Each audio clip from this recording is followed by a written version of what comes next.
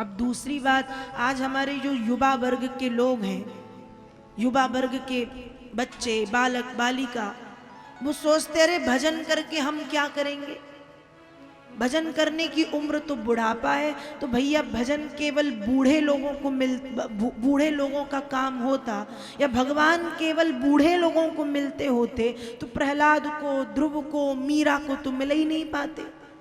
मिलते क्या? मिलते या नहीं? क्योंकि इनने तो बाल्यकाल से भजन करना शुरू कर दिया था, प्रहलाद ने, मीरा ने, ध्रुव ने, बचपन से। तो हमने एक बुद्धि में भ्रम बना लिया कि कथा कब सुनेंगे? बुढ़ापे में, जब सुनाई नहीं पड़ेगा तब कथा सुनेंगे। भजन कब करेंगे? बुढ़ापे में। तीर्थ यात्रा कब करेंगे? बुढ़ापे में। पता चला बूढ़े हो गए, बद्रीनाथ की यात्रा करने गए। अब जब यात्रा करने गए तो चलते तो बनता नहीं। अब गए थे बद्रीनाथ, ऑक्सीजन की वैसी ही कमी, इतनी कमी आई कि गए थे बद्रीनाथ, सीधे पहुंच गए। कहां पहुंच गए? ऊपर। राम नाम सत्य है, सत्य बोलो मुक्ति है। तो तीर्थ यात्रा करने का समय बुढ़ापा नहीं है। जवानी में जितना अच्छा भजन हो सकता है उतना अच्छा बुढ़ापे में नहीं हो सकता, क्योंकि कथा सुनने बैठोगे मन लगना नहीं। मैंने एक दिन और कहा था कि वृद्धावस्था में जितनी गृहस्थी की चिंता सताती है उतनी तो जवानी में नहीं सताती, जितनी चिंता बुढ़ापे में सताएगी। सबकी चिंता सताती है बुढ़ापे में, बच्चों की, बच्चों के बच्चों की, बच्चों के बच्चों के बच्चों की तक चिंता बुढ़ापे में सताती है। सबसे ज्यादा माया घेरती। मैं अक्सर अपनी कथा में एक बात कहा करती हूं कि एक छोटा सा बच्चा 10वीं कक्षा पास करता है और कहता है कि भगवान 10वीं कक्षा अच्छे से पास करूं, उसके अलावा मुझे कुछ नहीं चाहिए। फिर 12वीं आ जाती कि प्रभु अब इसकी नैया पार कर दो। चलो वो भी भगवान ने कर दी। अब भगवान ग्रेजुएट हो जाऊं, चलो वो भी कर दिया। उस कुछ नहीं चाहिए। ग्रेजुएट हुआ तो कहता पोस्ट ग्रेजुएट हो जाऊं, चलो पोस्ट ग्रेजुएट भी हो गया। तो भगवान अब कुछ नहीं चाहिए। फिर पोस्ट ग्रेजुएट हुआ तो अब कुछ नहीं चाहिए। लेकिन फिर बैठे बैठे कहता है क्या डिग्री खाना है? क्या डिग्री खाना है? नौकरी तो चाहिए, नौकरी तो चाहिए। नौकरी के पीछे पड़ गया। नौकरी के बाद अब कहता है कि अब शादी हो जाए, विवाह हो जाए। अब विवाह हुआ। अभी कह रहा था नौकरी मिले फिर विवाह हो जाए, कुछ नहीं चाहिए। फिर विवाह के बाद 2-4 साल के बाद कहता है लड़का बच्चा हो जाए। चलो बच्चे हो गए, अब कुछ नहीं चाहिए। फिर एक और नई उम्मीद कि अब बच्चे बड़े हो जाएं, पढ़ जाएं। बच्चे बड़े हुए, पढ़ लिख गए, अब बच्चों की शादी हो जाए। शादी भी हो गई, अब बहू आ जाए, बहू भी आ गई। अब एक नाती पोते का मुख देख लें तो वो भी देख लिया। अब नाती पोता बड़ा हो, पढ़ जाए, फिर उसका विवाह हो। और ये करते करते उम्र हो गई 95 साल। कितनी हो गई? 95। और 95 साल की उम्र में दादाजी या दादी जी पंडित जी को हाथ दिखाते हैं कि पंडित जी जरा हाथ देख दो, जिंदगी में सुख कब आएगा। पंडित जी भी मूड पे हाथ रख के कहते हैं राम राम राम, अब इस उम्र में तो भूल जाओ, इस जीवन में तो भूल जाओ, अगले जीवन में कोशिश करना, शायद सुख मिल जाए। तो मेरे कहने का मतलब ये है कि वृद्धावस्था में जितनी चिंता गृहस्थी की, माया की सताती, उतनी जवानी में नहीं सताती। तो भजन करने की जो सही उम्र है वो बाल्यकाल है, वो युवावस्था है। युवावस्था में जोश रहता है, एनर्जी होती है, ऊर्जा होती है, ऊर्जा का संचरण होता है, स्फूर्ति होती है। और उस समय उस ऊर्जा को यदि भगवान नाम की ओर, हम अच्छे कामों की ओर लगाएंगे तो वो चमकेगी चारों तरफ, दिखेगा भजन का प्रभाव। और बुढ़ापे के लिए बैठे रहोगे तो सीधे ही फिर बुढ़ापा तो ठीक है, एक दिन ऐसा समय आएगा कि राम नाम सत्य है, सत्य बोलो मुक्ति। मर जाओगे पर भजन नहीं कर पाओगे।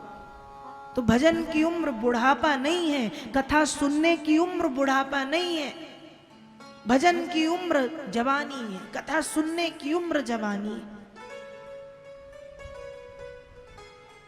अब लोग कहें तो केवल हम जवानी में कथा ही सुनते रहें क्या, भजन करते रहें? बिल्कुल नहीं।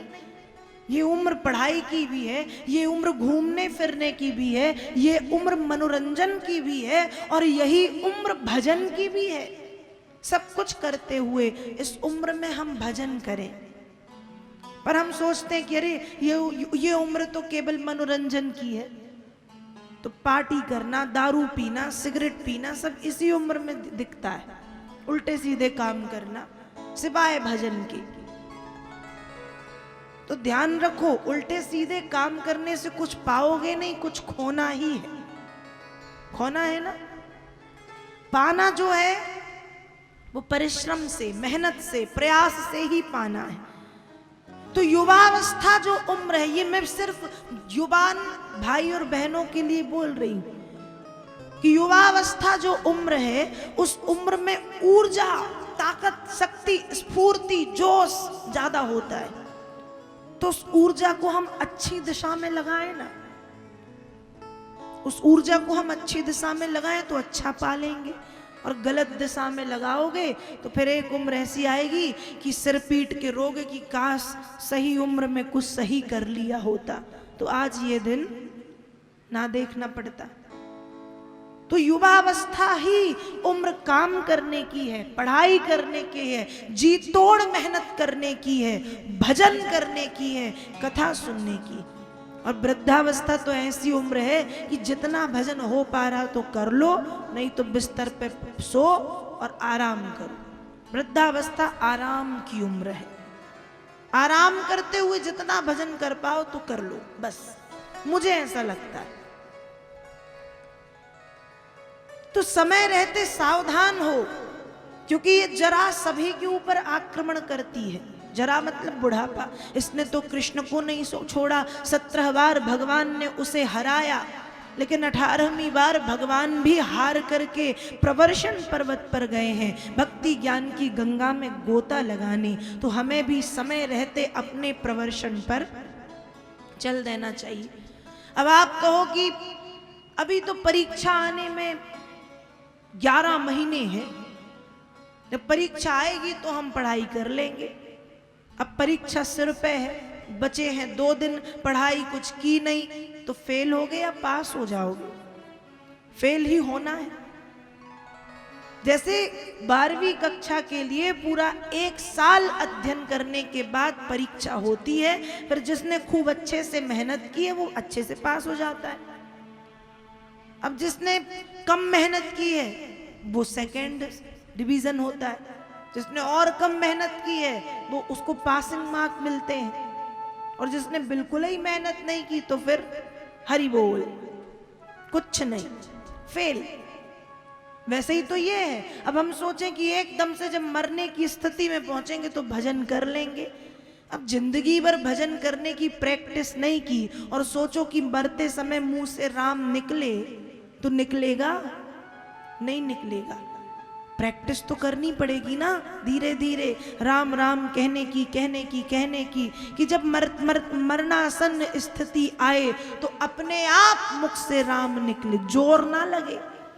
नहीं तो कई लोग ऐसे होते हैं कि बुढ़ापे में उनको खूब कहवाना पड़ता है, वो बोलते नहीं है। उनसे कहो राम तो वे कुछ और कहे, उनसे कहो बोलो सीताराम, अब जिंदगी में कभी बोला तो मरते समय निकले राम। तो दुनिया की पंचायत मुंह से निकलती है पर राम नहीं निकलता। निकलता उन्हीं के मुख से है जो जिंदगी भर इस नाम को थोड़ा थोड़ा थोड़ा थोड़ा थोड़ा गाते रहते। किसी चीज का अभ्यास जब बना रहता है तो वो अच्छे से परीक्षा में हम पास हो जाते हैं। लेकिन भजन किया नहीं, अब सोचो अंतिम समय तो श्वास बची है, इतनी सी एक श्वास, और उस एक श्वास में निकल जाए राम, तो बहुत कम लोग होते हैं जो मरते समय भगवान का नाम लेके मरते हैं। बाकी तो पता चला सोए तो मरे, तो सोए ही सोए। कई ऐसे हैं बैठे तो अटैक ही आ गया, बोल ही नहीं पाए। कुछ ऐसे हैं कि शरीर में लकवा मार गया तो बोल ही नहीं पा रहे। इसलिए जब समय सही रहे ना तो समय का सदुपयोग करो।